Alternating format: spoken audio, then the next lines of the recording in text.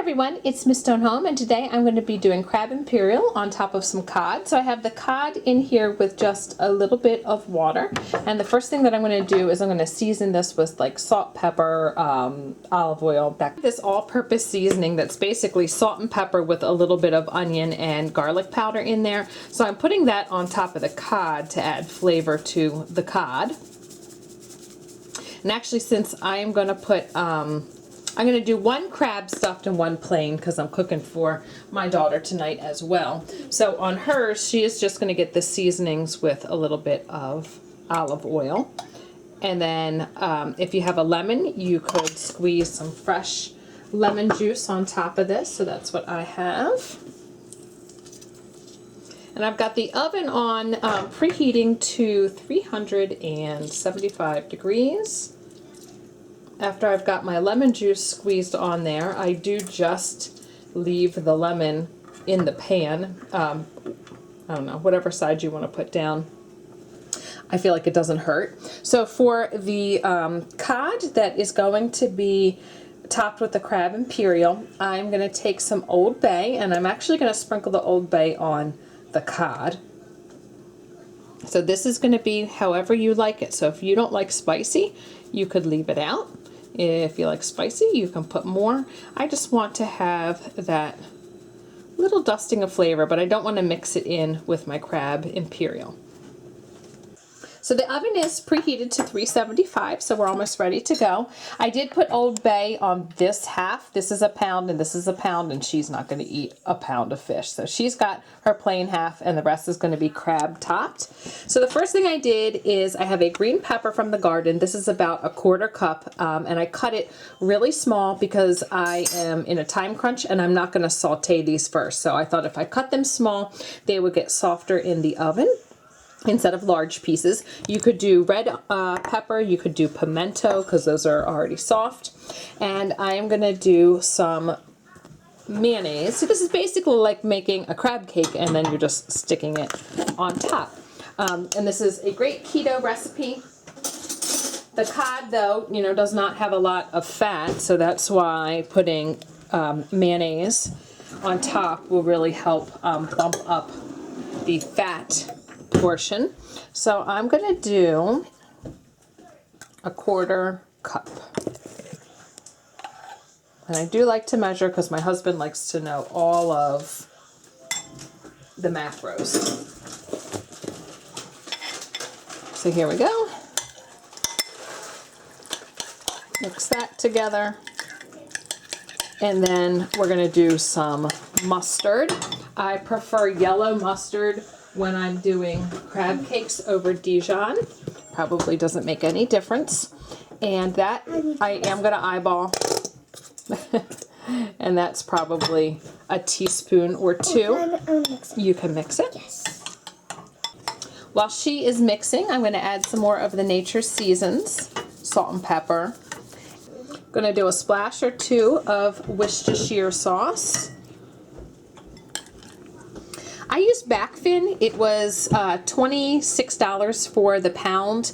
The jumbo lump was $37, so I did save myself some money, and this has got some nice crab pieces in there. So I just sprinkled it in, feeling for any shells as I did that. And I did about, I'd say maybe 1/3 of a pound, 1/3 of the container. So that is all mixed up, as simple as that. And I am going to just stick it on top of my fish. Very, very simple. I did not add breadcrumbs or crackers because we are doing keto and low carb. And I really don't need anything to help this stick together because it is just spread out on top of this fish. But I will mix up a little bit of egg and put the egg on top because that does make a nice little topping.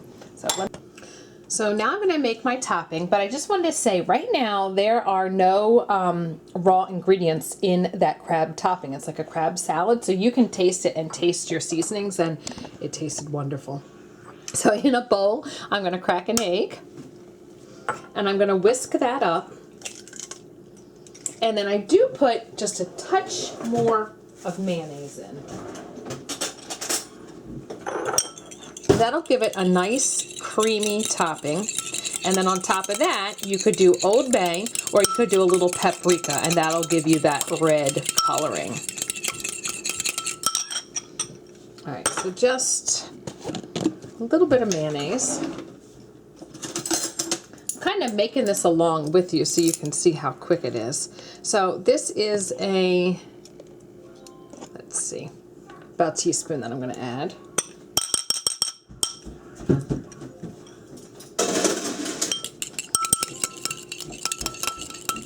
Get that going together.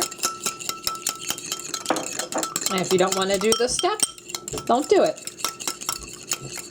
A lot of the stuff that I cook, you don't actually have to measure. No special techniques. It's just about the certain flavors or ingredients that I put together, and that's that. So, you do a little salt and pepper in there if you want to, but I'm going to put a little bit of Old Bay and paprika sprinkled on the top, so I'm not going to do that. So just like this.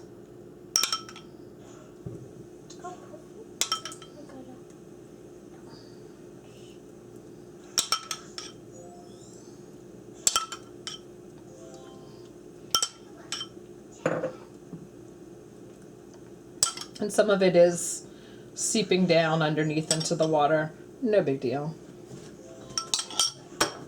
All right, so last thing, a little bit of Old Bay sprinkled on top. And a little bit of paprika sprinkled on top. You can see it just gives it that nice color. That was 30 minutes at 375 degrees, and I think it's perfect. You can see how flaky it is there. It is cooked.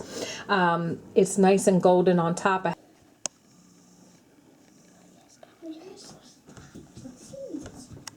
My grandfather owned a seafood restaurant, and this is the menu, probably late 60s this is from. And my mom gave it to me, and he taught me how to make a bunch of food, but specifically crab cakes, which basically that crab Imperial I made. So on the menu, his crab Imperial was $3.50. He would have had stuffed shrimp, so those would have been stuffed with the crab Imperial for $2.50. He's got crab gratin, so with cheese, and it's just really awesome to look at these and look at the prices, and it definitely makes me hungry. And I'm so happy to have this. And then, let's see, rice pudding, 30 cents. You could get it with cream. Coffee was 15 cents if you got it with your meal. All right.